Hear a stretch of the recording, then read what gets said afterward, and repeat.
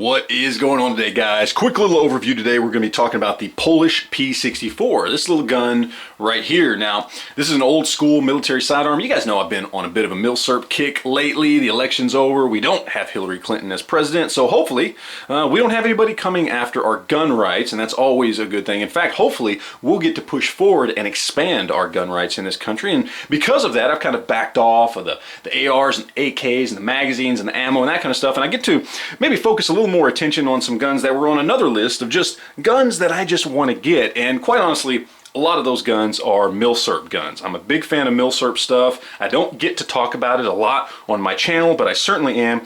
And this was one of the guns that was up close to the top of that list. You can see we've got a very nice little European style gun.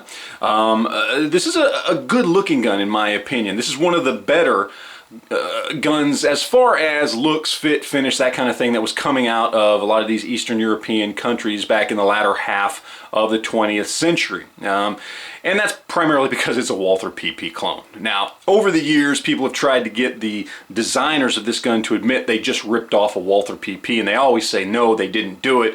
This is an original design. But, I mean, come on, look at the thing. This is a Walther PP clone all the way without a doubt. Now, what we've got here is we've got a European style magazine release. We've got a single stack 6-round magazine that this gun fires from. It fires the 9x18 or the 9mm Makarov round. It is a double action, single action pistol. All right, hammer fired. It's got a safety decocker. It's fairly small, fairly thin. It disassembles the same way that a lot of these other pistols of this same type of design disassemble, in that you pull the trigger guard down, kind of move it to the side, you pull the slide back, pull up, and release it off the front. You've got a fixed barrel and recoil design. So pretty much in line with all the other guns that were coming out of the region in that particular time frame. Now, that's your basic overview of what this gun is. Again, keep in mind this is a military sidearm, so it was put to the test. Was it something that engaged in combat consistently? No, but it did have to be function checked for a military to be put into service, which, given its price range, gives it an edge over a lot of other stuff out there on the market.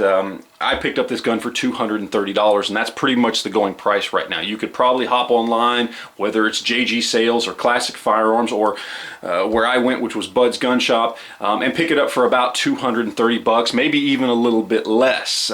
Free shipping, and you're good to go. So very inexpensive, and when you compare that to a lot of the other $200 to $250 guns out there on the market, none of them were able to pass any sort of military trials. This one, in fact, was, at least for what it's worth, and at that price, that's a pretty good deal. Now, all in all, I really do like this gun, and I have gotten a chance to fire probably about 60 rounds through it so far.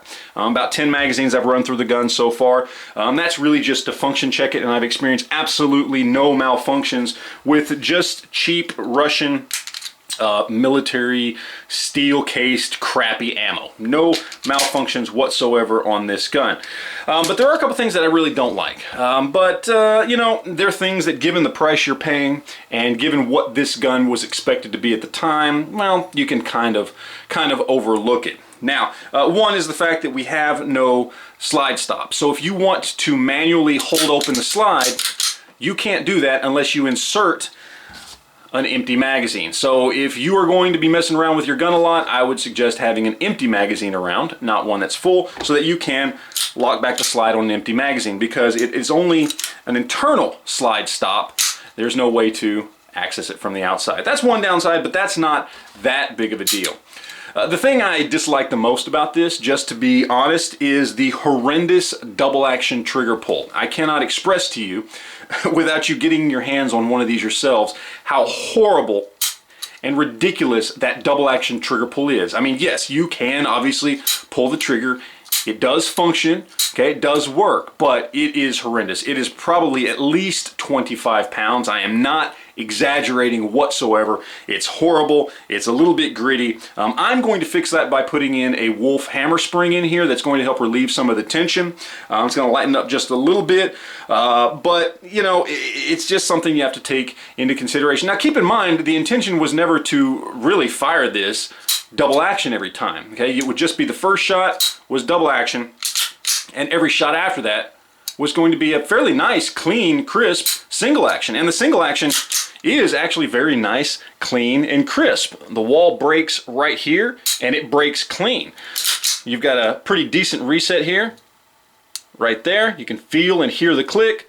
Come right back, it breaks against the wall. So single action is actually really nice, but the double action is, of course, not good at all. But again, about 200 to 250 bucks is what you're going to find these out there on the market. At that price, I mean, it is a really good deal. Not just if you enjoy collecting old Milsurp guns like I do, but if you're genuinely looking for something that is a functional defensive tool and you've only got $250 or less, this is actually a pretty good deal in my opinion. Again, some people are going to disagree. I know there's a lot of fans out there of some of these cheaper guns that are out on the market. You've got the EAA SAR, you've got the Canic, and a few others, and those are good guns. But again, none of those guns passed any sort of military trials to get into service. So obviously that gives this gun right here a little bit of credibility. Now when you buy it, you're going to get 2 mags and you're going to get a pretty nasty looking holster that in my opinion for modern purposes is just not functional, and you're going to get a cleaning and disassembly tool that does a lot of different stuff.